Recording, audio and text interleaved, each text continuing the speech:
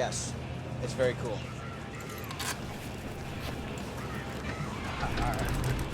I don't want to see this on your MySpace page. Please, no gang signs. No, throw it up. I'm kidding. Yeah, peace. I love peace. I'll be out of a job with peace.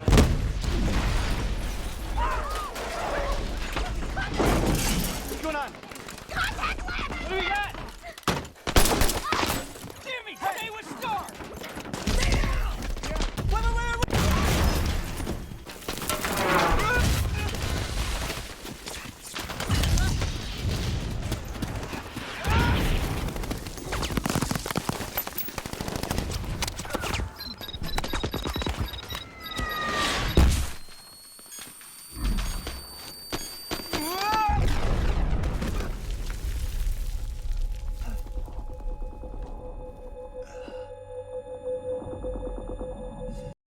Welcome back, everyone, to our channel. I'm Nikki.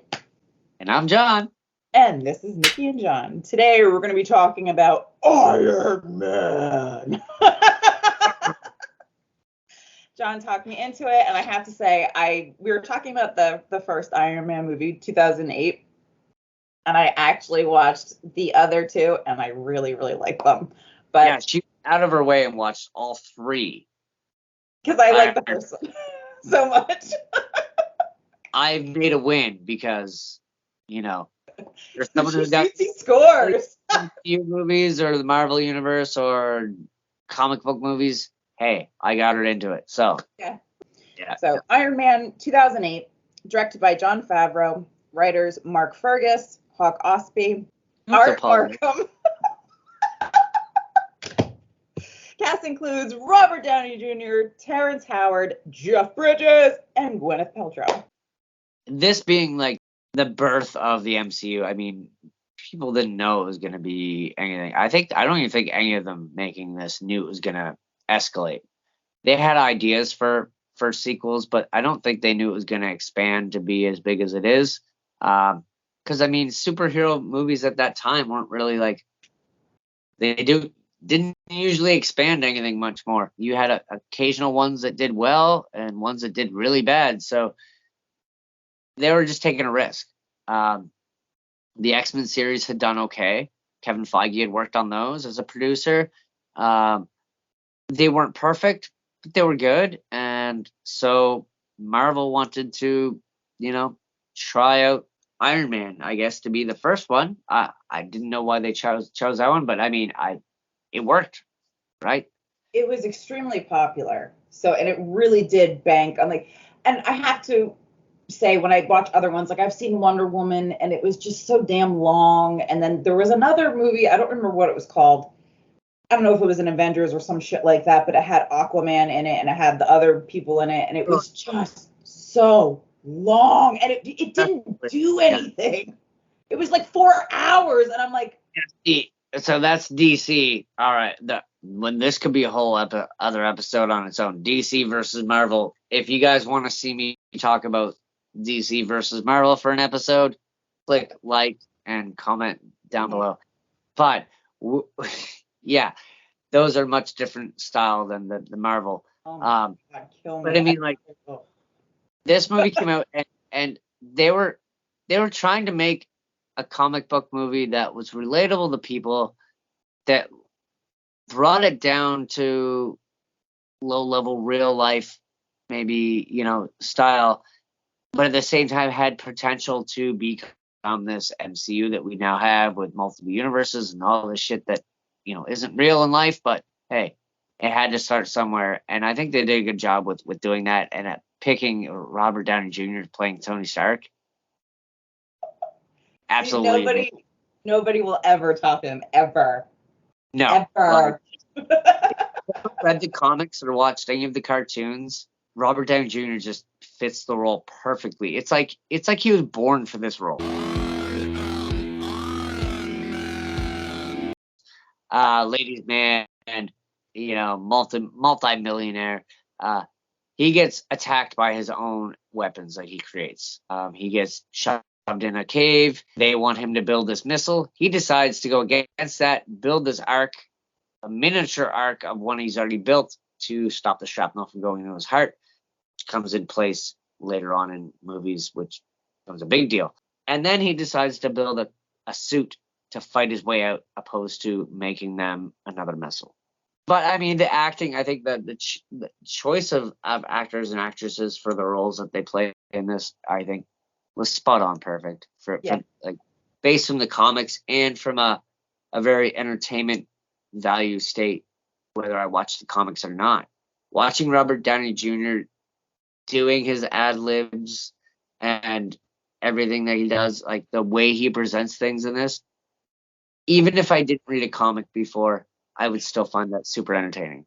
Like, yeah, he is very entertaining, and that's why I think so many people like him, is because he is so quick-witted and his humor is so like on point. It's like boom, boom, boom, boom. He is so fucking cool, and I love the fact that he fits this role. I mean, everyone says he was born to play it. Duh, yeah. Essentially, it is him, just in this fucking suit. that's right. I personally, and this is just for me, when I was watching the first one, I looked at Tony Stark as almost like a mirror of Willy Wonka, because he is this really smart inventor guy that makes all these awesome things, and he has the confidence, he has the arrogance, and even when Willy Wonka, they have everyone come through his factory, I don't really think he wanted to do that. He wanted to get his new products out, but then he's just like, when somebody gets hurt or somebody just like dies potentially, he's like, Help. Police. Murder. oh, bummer. And then he just walks to the next room. I don't even want you here in the first place. You're lucky I let you in, like, anyway. And Tony Stark's kind of the same way. I totally agree with that. I wouldn't have thought of that until you had said it, thinking that those characters are so similar to each other. Well, there's one thing that I have to really say. This is what drove me and kept me in and watching the movies. Now, I know that the comics back in the 60s of Iron Man, they were very popular with the women.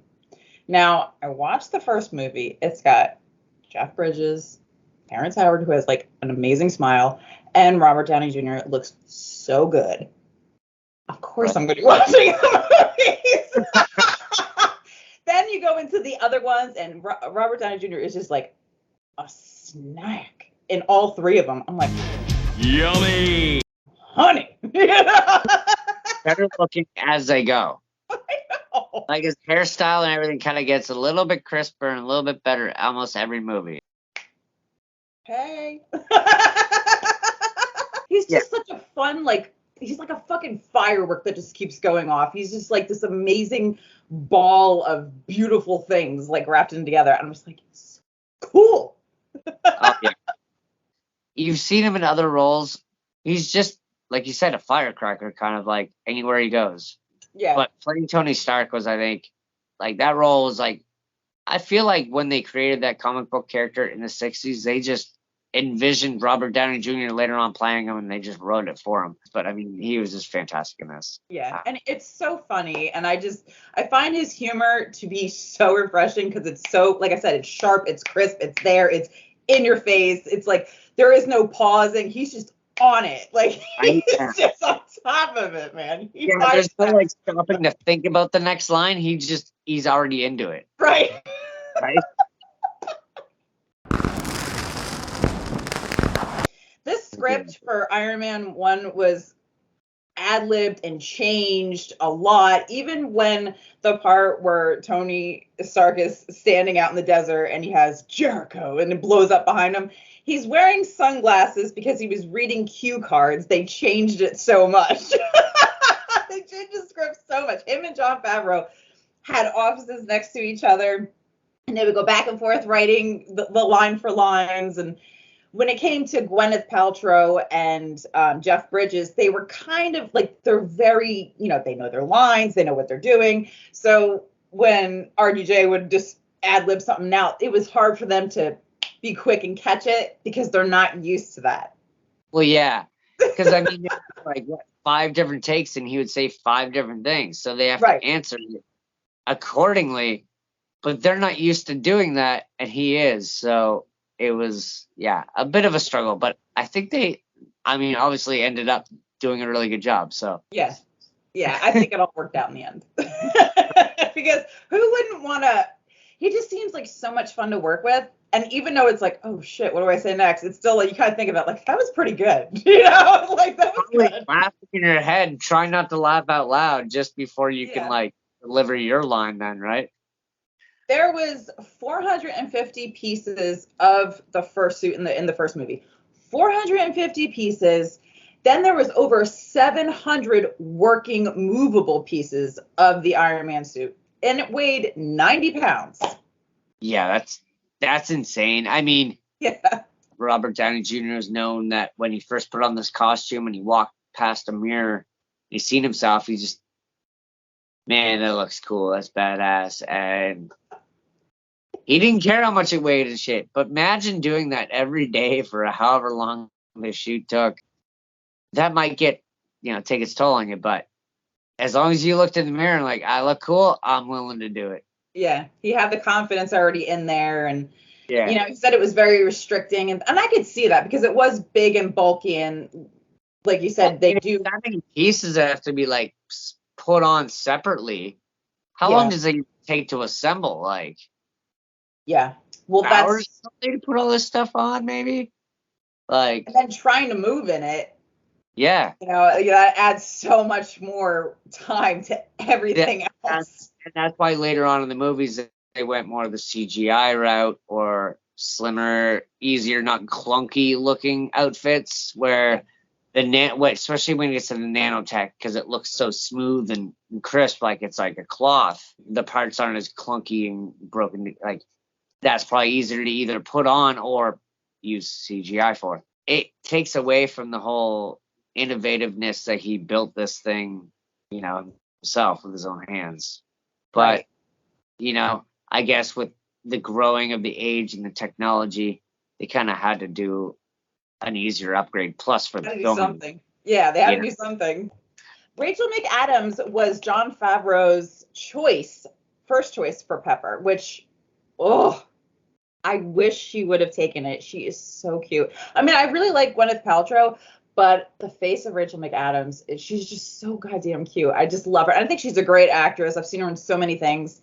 And she did really regret turning that part down because of all the publicity and the money that it made. So, yeah. Well, I think she thought it was going to be like a one-off movie and didn't realize that character was going to be featured in multiple Marvel movies and didn't realize that it could be potentially a big thing. The movie took 17 years to develop. It originally had started at Universal Pictures. In 1990, they were planning on making an Iron Man movie in April of 1990. It didn't happen, so then they sold it to 20th Century Fox, which, where Wolverine and the X-Men were. And then it was sold to New Line Cinema, and they weren't doing anything either. So then it reverted back to just Marvel, and Marvel decided they had already done a few Marvel Knights movies, so they decided we're just going to handle our own creation and do this ourselves. And by doing that, Jon Favreau, writing and directing it, basically single-handedly created the MCU. So all of those other movies and characters, you're welcome. Yep. Yeah, I like him a lot as a director and a writer. I think he really has a good eye for things, and I do trust his opinion. He read comics. He watched Star Wars. He has his hands in Star Wars with Dave Filoni as well. He did The Mandalorian.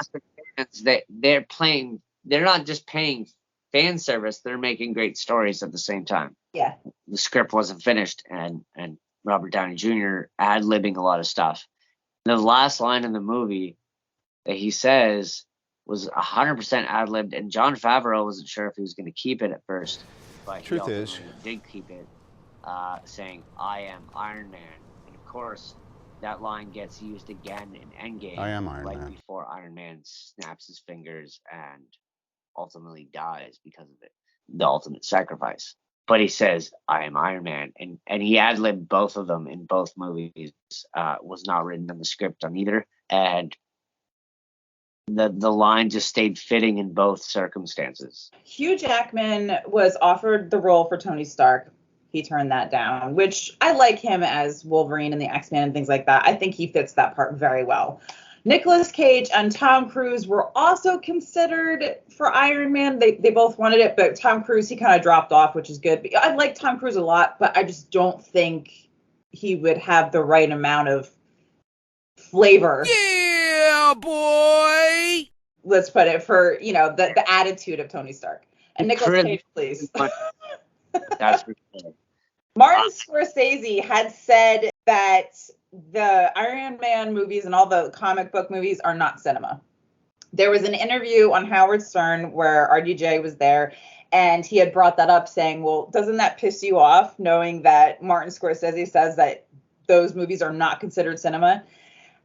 And I hold Martin Scorsese like high up. I love so many of his films. He's my favorite director, and then goes down the line. But I can understand where he's coming from, because in my opinion, a lot of those movies, the comic book movies, they don't hit it as hard as another movie would for me. But Robert Downey Jr. was just like, no, I don't hold any offense to it. He has the right to his opinion. And I love that he was just like, no, screw it. It's fine. No big deal. I think that was the way to handle that. Well, I mean, like, you can't really judge a superhero movie to self-made idea movie, because like superhero movies, like so many superheroes and storylines are derivative of myth and folklore. But Jon Favreau actually, to go back on like the other people that were asked to be in this movie or tried to be in this movie, Jon Favreau really did want Robert Downey Jr. to be the role of Tony Stark, because his social life, his career was put on display when he was, caught with drugs and going into rehab and stuff, and just the way he bounced back and the way he's very, very much like Tony Stark in a lot of those cases. Robert Downey Jr. totally is Tony Stark. He's that ladies' man. He's that multimillionaire. He's that aggressive guy. He's that smart ass. But he also has his faults where he's like, might drink and then say the wrong thing and stuff. And like Robert Downey Jr. is perfect for that. Agent Coulson's character was not supposed to have such a big role. He was only supposed to be in one or two scenes, but they really enjoyed the actors' chemistry in the scenes. A little bit of lightheartedness and funniness, but the way he explains like Shield's name, says it all out, and then they're like, wow, that's a large name. He's like, yeah, I know, we're working on that. And then later on he says, oh, Shield. It's like, we were working on it, now it's Shield. His just demeanor and stuff in it. And then it spawned him to be in other roles in the Avengers and some of the other movies. He was started Agents of Shield, which was a TV show, which was originally canon with the movies, and then they decided to say it wasn't canon, so it kind of messed things up. I didn't notice him. I think he has like a small role in the first Iron Man, but Peter Billingsley, the guy that played Ralphie in The Christmas Story, he was executive producer on the first one. I think he had a small role somewhere. I didn't notice him. But when I was watching the making of the suits and all the special effects makeup, he was so knowledgeable, and he was just really like just throwing things out there, and he really knew his stuff. So I thought that was cute. But in the third one, I thought it was really funny because there was a little boy that goes up to Iron Man in a restaurant, and he's got like these big, thick like lenses and his glasses. And then Tony turns to the kid. He's I loved you in A Christmas Story, by the way. I was like, oh my God, that totally, I don't know if he was a part, if Peter was a part of the third one, but I thought that was funny how they worked that in there. Billie Eilish's father has a small part, and he's in the crowd as Tony's making a speech about the weapons and things like that. I don't know exactly where he is, but he is in the crowd as one of the reporters. So Paul Bettany said it was like the easiest role he's ever done, because he basically went into a studio, spoke for 2 hours, reading the lines, And then he said he got paid a ton of money, and him and his wife just went on vacation. And he didn't even know what movie he was doing. He had no clue that it was a Marvel movie really per se, or that it was going to become this massive thing. Obviously, when it did, his role increased by becoming Vision and becoming more of an actor role opposed to just a voice role, which is awesome. That's great for him. Him and his wife, yeah, they went on vacation because they had gotten paid so much money for this. But later on, his wife actually starred in the MCU herself. She was the AI voice in Spider-Man's costume, which Iron Man made for him in Civil War. And then when Spider-Man Homecoming came out, he was wearing the suit and he realized that it had AI and he's talking to it. That's Paul Bettany's wife playing that role. They both did voices for Iron Man suits, 2 different characters, 2 different movies, but they were both there together in the MCU. Maybe they can take another vacation with her money. But originally, Jon Favreau wanted to make the Mandarin being the final enemy in this movie, but he wasn't quite sure how to do it on screen yet at that point. He didn't know where the story wanted to go, and he wasn't sure if he was going to get any more anyway, and he thought, I better make it the Ironmonger. So at the beginning of the movie, when the kidnappers are talking more about being from the 10 Rings, it was supposed to go to the Mandarin, but it was easy to manipulate it that the Ironmonger was manipulating them in the 10 Rings. So, but made it easy for the Mandarin to come back in number 3, built the bridge to get there. So they did end up doing that storyline, but a little different from the comics, and I love it because Ben Kingsley is hilarious and he's fantastic in it. But I'm glad that they did go the Ironmonger route for the first one because it just made more sense in the long run. But that's why you hear talk about the 10 Rings at the beginning of the movie, but you don't hear it near the end because they gave up on that storyline. And now that I said it, you'll notice it and you'll be like, damn it, it really did. I really didn't expect to like this movie as much as I did. Hence, I did so much, I watched the rest of them. But I have to give this, just Robert Downey Jr. alone in this movie is just so funny. 4 out of 5 for me. Wow. That's much bigger than I thought you'd give it because you're just not a typical comic book action style fan. And I know that, and that's why I knew this was going to be different for you. But I'm surprised and not surprised because I told you this was a good movie. You just had to watch it. Knowing that RDJ was in it, I was probably like, yeah. I like a lot of things, even if the movie's bad. I like him in it. So he just blew me away with that. So I was like, yeah, I have to give this at least in the 4 range. It's definitely 4 for me. 4 out of 5. Fair enough. I'm going to give it, obviously it's a much big love for me because I love comic books and X-Men and the Avengers and Spider-Man and stuff, and of course this sparks the beginning of the MCU where I get to see all these characters on screen. It's amazing. So I'm going to give it a solid 4.6. Ooh, yeah. Shooting up there. So much fun for me. To see something I had read on comics and to see it brought to life in such a great way, and Robert Downey Jr. playing that role so perfectly. If it was any other actor, the number would probably be way down. Yeah, I agree. He made it what it is. Him and Jon Favreau together with the writing and the ad-libbing a lot of the lines. That it works so well. It just flowed and it blended and it just worked. Because it really depends on the actors. It could be a great story, but if you pick a shitty actor, I won't give you time of day. Then we won't care. Exactly. Right? So, what do we have coming up next week, Nikki? We are going back to the future. Marty McFly. We're going to do just the first one for now because there's probably so much on the first one. But I'm excited to do it. This has been a classic. I've held it close, and I've watched it over and over again. I even own all 3 of the movies because they're so good. So I'm excited to do it. We've been holding this one back for a while. We knew we were going to get to it eventually, and we figured we just did one big franchise. Let's start another at the same time because we're just that ambitious. This movie holds a very special spot in my heart. Yeah, it means a lot to me. Please like, subscribe, hit the notification bell, and don't forget to give us a comment because you have the power to ask us what movies we should be watching, and we'll probably watch it. So